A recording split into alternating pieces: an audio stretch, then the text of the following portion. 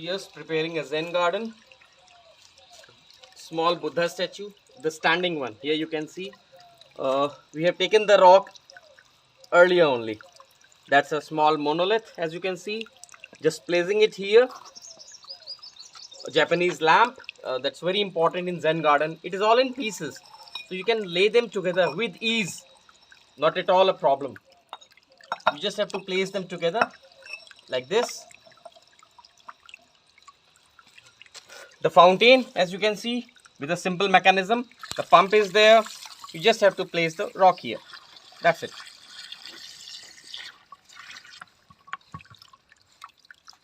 The other pebbles are here.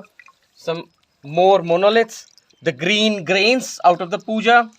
And the tumble. That's all. That's a complete Zen garden, as you can see.